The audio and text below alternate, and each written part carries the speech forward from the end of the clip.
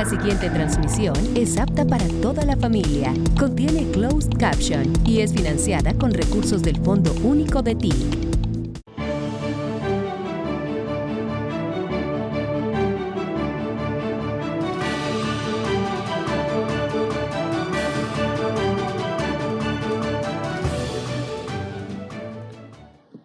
...73 festejamos y nos remonta al primer año, que sería ya en 1951 o 51, y nos pone de cara a lo que sería Colombia en esa época. Alguna vez ya en una oportunidad hablamos de ello. Pero en 1951 es una época dificilísima para el país. Es difícil hablar de días fáciles en Colombia. Quizás no ha habido ninguno. Todos los días han sido difíciles, pero en esa época habían días muy difíciles. Ni más ni menos los colombianos en ese entonces, más en los campos que en las ciudades, que todavía eran pequeñas, se mataban entre sí. Por el color de una puerta, de una ventana, de un vestido. Más allá de ese color, por partidos políticos.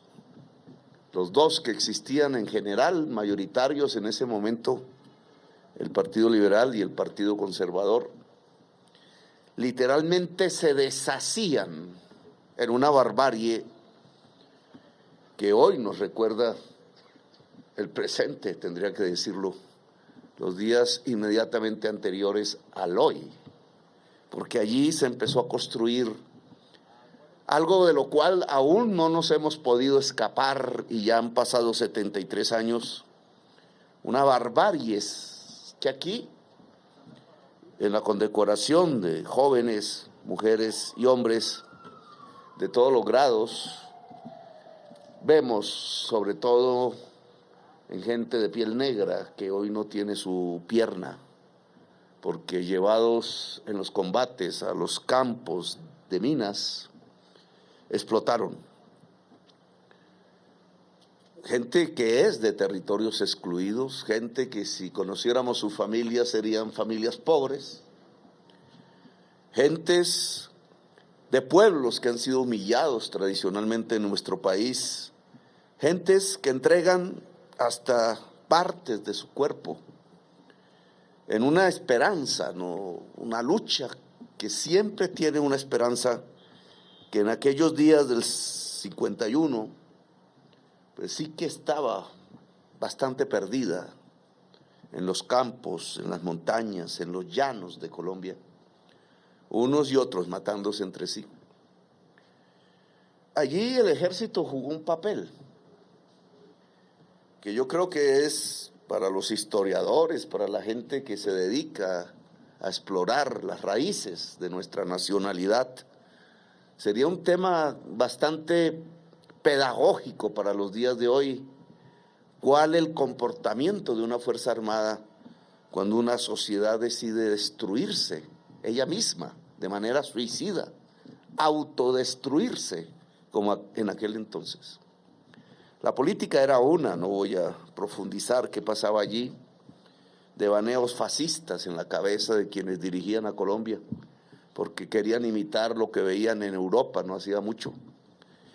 Y resistencias indudable por doquier, gente que no quería dejarse matar, gente que se desplazaba. Así fueron creciendo nuestras ciudades. Bogotá es como el árbol cuando viejo que se corta, va mostrando sus anillos, reflejando historias diferentes de la atmósfera. Bogotá en su arquitectura lo muestra con mucha claridad. La ciudad francesa, primero la española, después la francesa, porque creímos en la república, y después la inglesa, a quienes le empezamos a pagar la deuda por habernos ayudado en la república.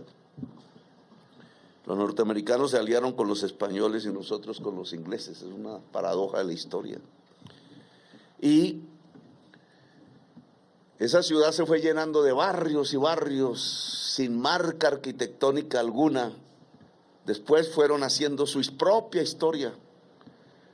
Al lado de los barrios obreros de Jorge Eliezer Gaitán fueron creciendo barrios y barrios, La Estrada, por ejemplo, Santa Isabel y tantos otros que venían marcados por algo que en aquel entonces no hablábamos, que era el desplazamiento forzado por la violencia. Así creció Bogotá. Bogotá es un resumen de violencias desde el punto de vista de su arquitectura. En ese año 51, cuando se crea este Comando General de las Fuerzas Militares, el Ejército y las Fuerzas Militares en general jugaron un papel. Y el papel fue impedir que la sociedad colombiana se matara entre sí. Ese fue su mensaje. No se adherieron a uno u otro partido en sus discursos, en sus arengas, que siempre pedían la muerte de los otros.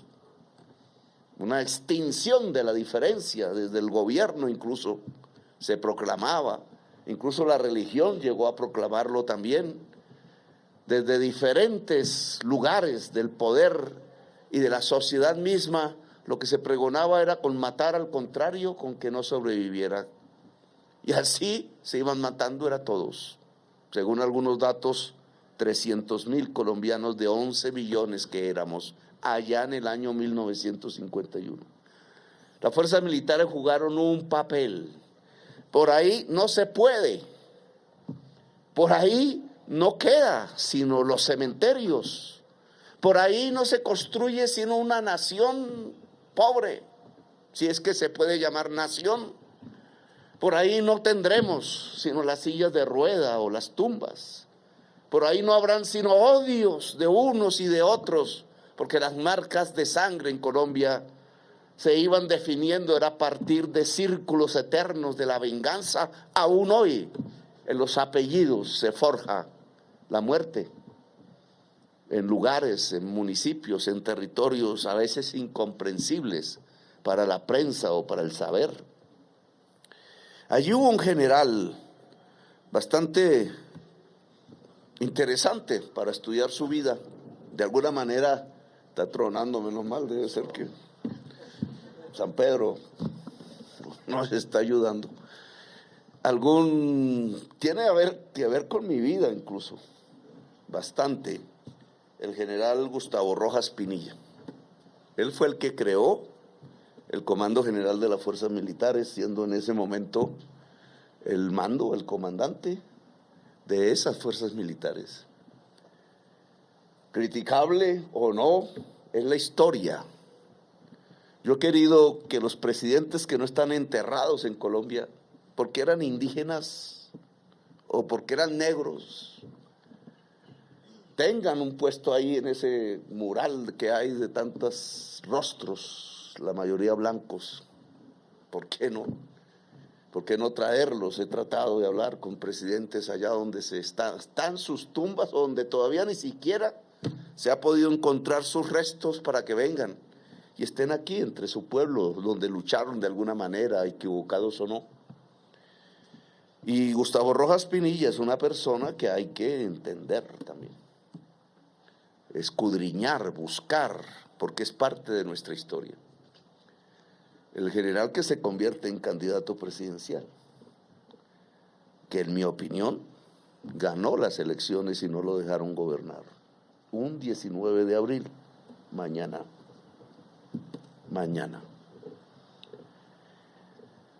Ya habrá teorías de que si sí o si no, y qué hubiera pasado si hubiera gobernado, etcétera. Pero ese general logró convocar las mayorías populares, en mi opinión. Era el pueblo pobre el que lo acompañaba en esas gestas.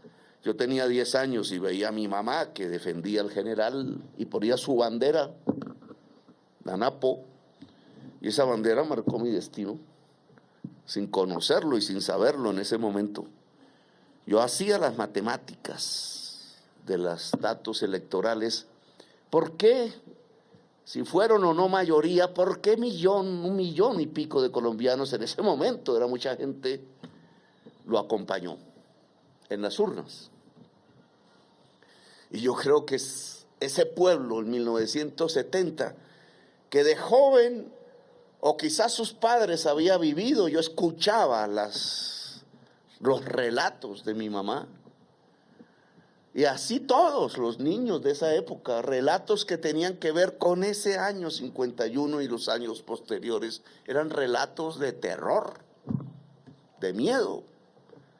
La mayoría de nuestros padres en ese entonces no venían de las grandes ciudades ni del extranjero, ni de la riqueza, venían de los campos, del asadón y de los surcos, y en esos campos ellos no habían vivido sino el terror de la noche, el acercarse del extraño, la muerte golpeando todos los días en las puertas. Y hubo generales de ese entonces y un ejército en ese entonces que lo que planteó fue la paz. Planteó en la dificultad de las venganzas el que se cerraran las heridas. Planteó una amnistía general y esta vez sin condiciones. Para ver, pudieron equivocarse o no, pero el sentido de esa propuesta era que cesara el horror, que Colombia pudiera ser, simplemente ser, porque Colombia no puede ser en los ríos de la sangre, es imposible, en las tristezas y en las amarguras de la muerte. Ayer decía ante el presidente Lula en la Feria del Libro, ante las palabras que se inmudecen a la fuerza, no puede ser. Y esa comandancia de ese primer Comando General de las Fuerzas Militares asumió su labor histórica. Y hoy conmemoramos esos hechos. El mundo también empezaba a tener otras tensiones. Había luchado junto contra los nazis y los había derrotado. Y en el 48 había hecho un tribunal para condenar a los que mataban en masa a los pueblos, los nazis. Y había el temor de una nueva guerra o no. En ese mundo que hoy vivimos, en Colombia teníamos que solucionar una. Y las fuerzas militares ayudaron, no digamos que fue todo su empeño, no era posible sin la sociedad misma, sin las fuerzas políticas, pero se logró. Y ese es un éxito de la historia de Colombia, relativo. Eso que pasó allí en esos años, que lleva hasta el año 57, creo que es la fecha del plebiscito. Ustedes me dirán si me equivoco. Que es cuando casi la totalidad de los colombianos y colombianas salen a unas urnas a votar por la paz. Y la obligan, es un mandato popular. Esa misma propuesta, eso que aconteció ahí, que yo no viví, simplemente leo y retomo como una experiencia sabia de la historia de Colombia, la hemos entregado como propuesta a la sociedad venezolana, por ejemplo. Un plebiscito que tenga el mandato de la paz y un acuerdo democrático, para vivir juntos, a pesar de las diferencias, que siempre las habrá, porque los seres humanos somos así. Si pensáramos igual, no seríamos seres humanos, sino simplemente una máquina sin sentido, sin alma y sin valor. Entonces conmemoramos eso. Conmemoramos una fuerza pública capaz de sacar a su sociedad de la autodestrucción y llevarla hacia la paz para construir una gran nación. Ese es el mensaje de esos años. Y eso es lo que conmemoramos hoy. Que otra vez se necesita, obviamente ha cambiado la historia. Ni los liberales ni los conservadores hoy serían tan tontos de matarse entre sí. Responsabilidades en la política han tenido, pero hoy también tenemos que ver con mayor dificultad que aquellos años cómo se construye una nación y se supera una autodestrucción que hoy se limita a regiones, pero que tiene enormes peligros indudables, porque lo que empieza a construirse en el mundo es la multinacional del crimen, en diversas formas, forjada por la codicia al final, forjada por esa idea insana, en mi opinión, y que no comparto, de quererse enriquecer al infinito, pasando por encima de la naturaleza, pasando por encima de la gente decente y humilde, de la gente trabajadora, pasando por encima de la vida misma y de la posibilidad de sostenerla. En algún encuentro reciente hablábamos de las grandes amenazas sobre Colombia. Y había un periodista que se sorprendió, escribió un artículo, yo no sé si era de sus fuentes, que cómo era que no veíamos en las amenazas países propiamente, otros pueblos propiamente. Las guerras, pues obviamente se han librado entre pueblos. Pero eran otras las circunstancias. De lo que yo veo son las grandes amenazas que hoy sobrevienen, que están aquí golpeando también las puertas. Hablábamos de la crisis climática y hablábamos de la inteligencia artificial. Eso no se sabía en 1951. Son nuevos retos, pero son realidades que tenemos que reconocer y afrontar. Son en realidad estas las grandes amenazas de la humanidad. ¿El presidente de Colombia acierta o estoy en un error? Que puede ser pues muy grave, porque si un presidente se equivoca no es lo mismo que si cualquier ciudadano se equivoca.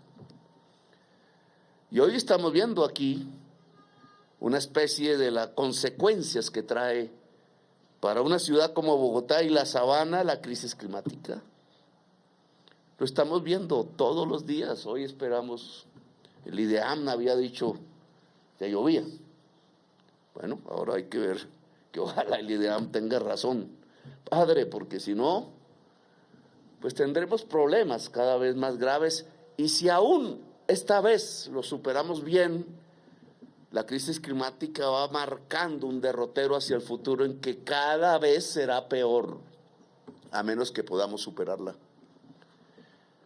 Y en ese sentido me atrevo a afirmar, para poder salir de esta coyuntura difícil que tiene la ciudad de Bogotá y que tiene el país, indudablemente podría paralizarnos. Hay quienes apuestan a eso.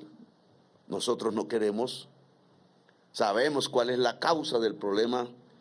Es que mañana queremos decretar un día cívico en Colombia.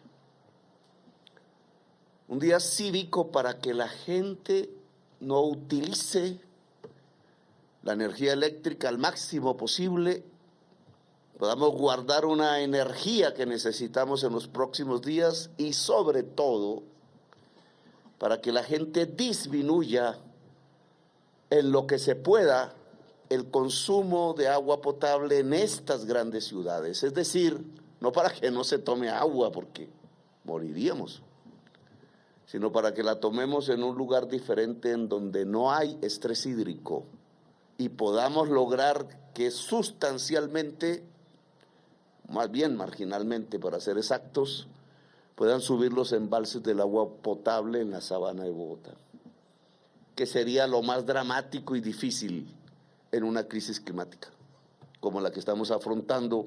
Si tuviésemos que ver los embalses llegar a cero, toda la fuerza pública tendría que emplearse en la ciudad de Bogotá si eso llegase a cero. No tenemos mucha experiencia mundial sobre eso. Algo en la ciudad del Cabo y ahora en Montevideo, ciudades mucho más pequeñas que Bogotá. Y por tanto hay que diseñar, así no ocurra, y hay que intentar que no ocurra, planes, y la fuerza pública tiene unas tareas inmediatas en eso. Es la crisis climática, pero ahora, en estos días. Y hay que diseñar la manera y el comportamiento en que la fuerza pública actuaría, ojalá no lo haga, si el problema de agua potable de la ciudad de Bogotá se agudiza. Estas nubes indican que es posible que no, esperamos. Hay que tener el plan B. No podemos quedarnos exclusivamente en el plan A. Esto no es culpa de Dios, padre. No se le puede echar la culpa a Dios de esto.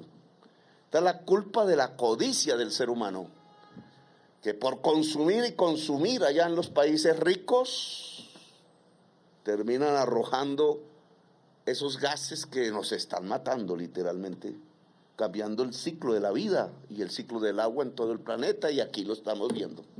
y sufriendo. Bueno, no sé si bañarse en pareja sea sufrir, pero indudablemente no podemos llegar al punto cero. Y el plan B debe construir un plan si se llega al punto cero, no cogernos de improviso. Y la fuerza pública aquí tiene un papel que cumplir, Comando General de las Fuerzas Militares.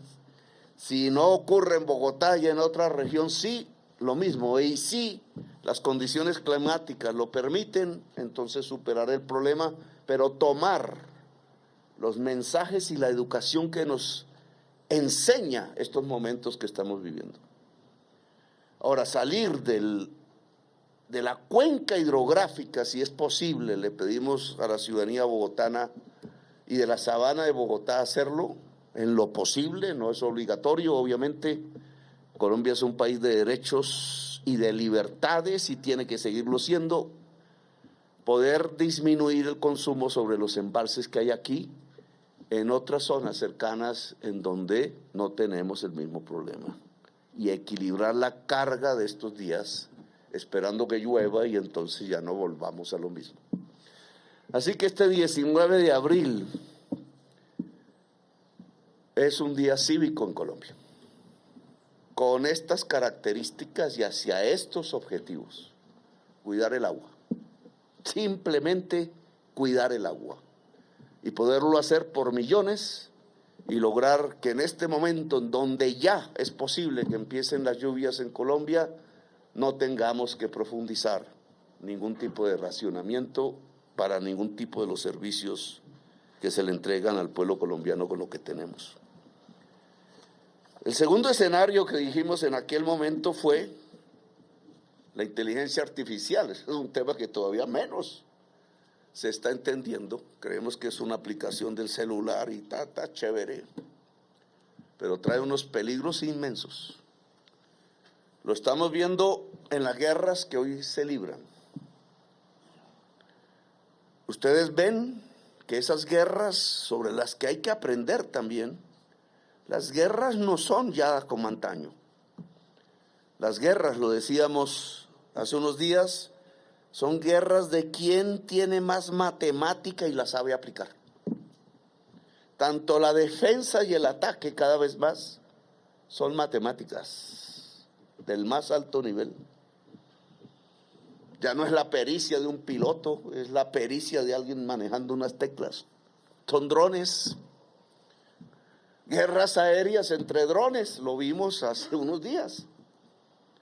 ¿Qué produce esa guerra que uno pudiera haber visto en películas de ciencia ficción de unos y de otros? Que si el dron entra o si lo frena un misil, puras matemáticas, hechas desde unas oficinas muy lejos del lugar. Esas personas no están arriesgándose ahí, no están debajo, y sin embargo hacen la guerra con las consecuencias que puedan tener. Es una guerra entre matemáticas, y el Ejército de Colombia y las fuerzas militares de Colombia y la Policía Nacional tienen que llegar a ese nivel. Y ya que nos cuesta trabajo las matemáticas a los colombianos, nos gusta la poesía y la literatura, pero tenemos problemas en las matemáticas. Y si nos quedamos, nos friegan. Y no necesariamente fuerzas internacionales, que podrían, sino internas, porque la guerra al interior de Colombia, su conflictividad, la criminalidad, para ponerle eso un nombre exacto, integrada a sectores criminales del mundo, usa la matemática. Se va poniendo a la altura de las circunstancias, se mete por el sistema financiero, nos construye los modos de acumulación ilícita que al final se vuelven fuerza militar más poderosa. Entonces nos toca ir hacia las matemáticas. Jóvenes, hombres y mujeres, nos toca. A mí me gustan, pero nos toca que a muchos nos gusten las matemáticas. No porque la matemática pueda explicar la realidad. Hay quienes se sueñan que todos estos edificios y esta realidad se pudiera traducir en fórmulas matemáticas, quienes están construyendo en la inteligencia artificial los modos virtuales en donde ya un ser humano no podría saber cuál es la realidad y cuál no. Eso era lo que Stephen Hawking llamaba como el gran peligro contra la humanidad. Una especie de droga poderosa que podría afectar a la humanidad entera. ¿Qué es crear y qué no es crear? ¿Qué vivimos y qué no vivimos en la realidad? Algo que ningún ser humano ha sentido en el pasado y que ahora está a punto de sentir. Dejar de ser humano. O una autointeligencia generativa le llaman, que puede reflexionar sin nosotros. Ese es un mundo absolutamente extraño para cualquier ser humano de hoy, que se utilizará para hacer más ricos a los ricos y más pobres a los pobres, vaya a saberse, que se utilizará para que un poder domine sobre los demás en el mundo, vaya a saberse. Cualquiera que sean las circunstancias de esa nueva realidad que hoy encajamos dentro de lo que llamamos la inteligencia artificial, y esto de lo que hablo no es el 1000 años, sino el año entrante, tiene que ser conocido por la sociedad colombiana y tiene que ser aprendido para controlarla y para que sea también parte de nuestra defensa.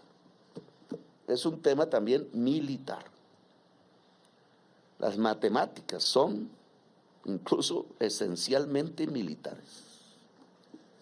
La fórmula de Einstein le hizo ganar la guerra a los norteamericanos y a los soviéticos. Sobre los nazis fue pura matemática. La película que me pude ver hace poco de Oppenheimer y que hay que verla, es, digamos, pedagógica en este sentido. Hitler pierde la guerra porque sus mejores matemáticos, que eran comunistas y judíos, los odian.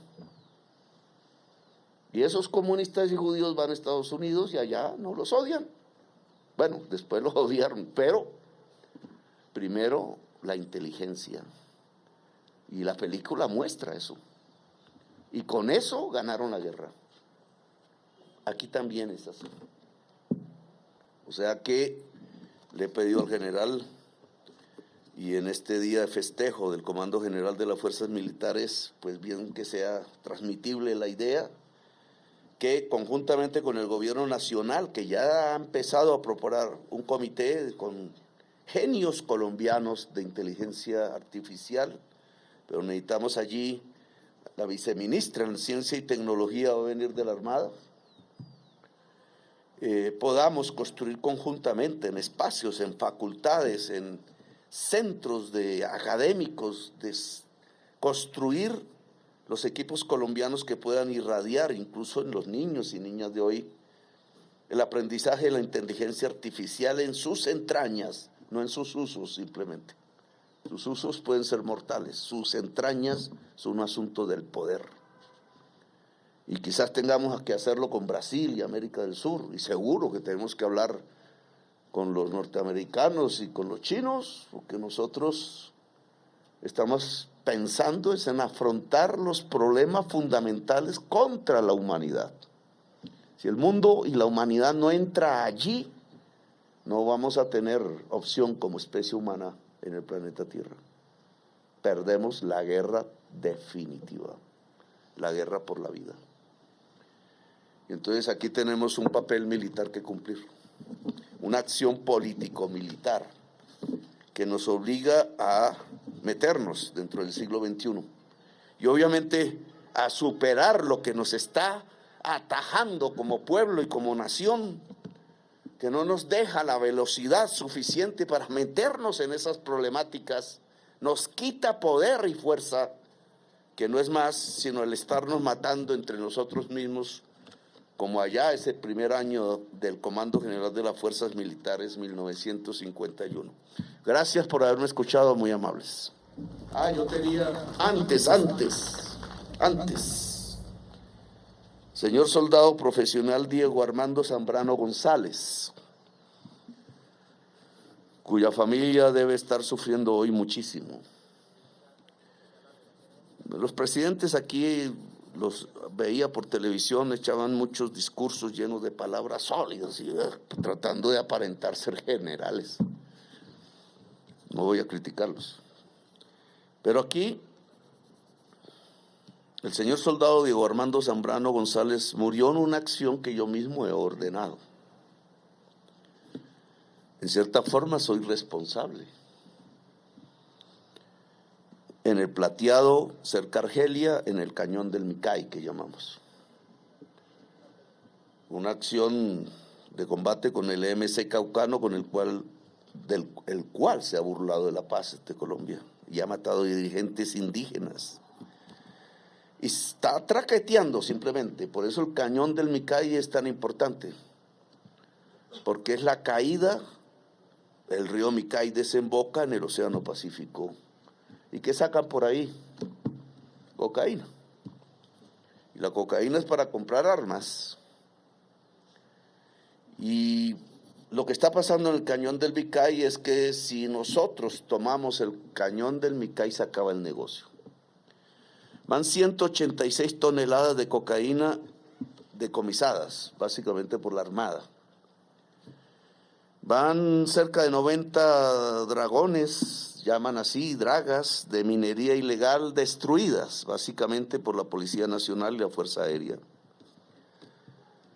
Y vamos sobre el territorio donde se producen este tipo de economías ilícitas, la cocaína, el oro, la extorsión, con el ejército.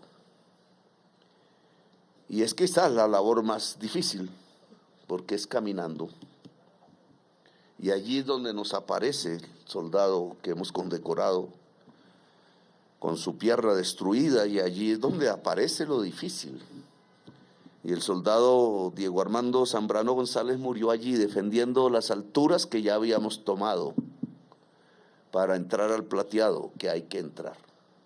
Y no porque sea importante, sino porque es la dignidad de la nación. El Plateado es para los traquetos o el Plateado es para el campesinado de Colombia.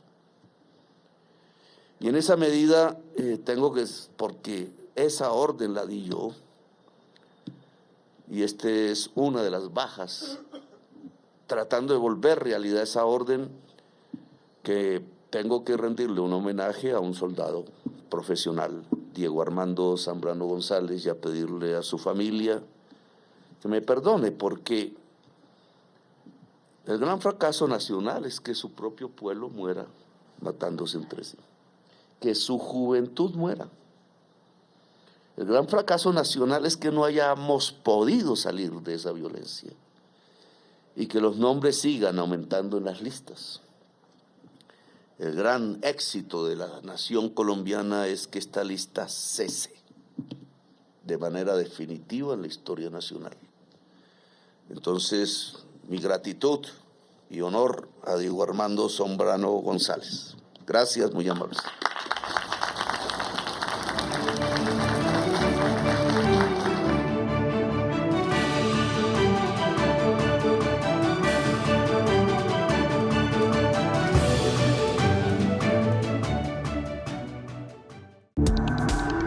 Este contenido fue financiado con recursos del Fondo Único de TIC.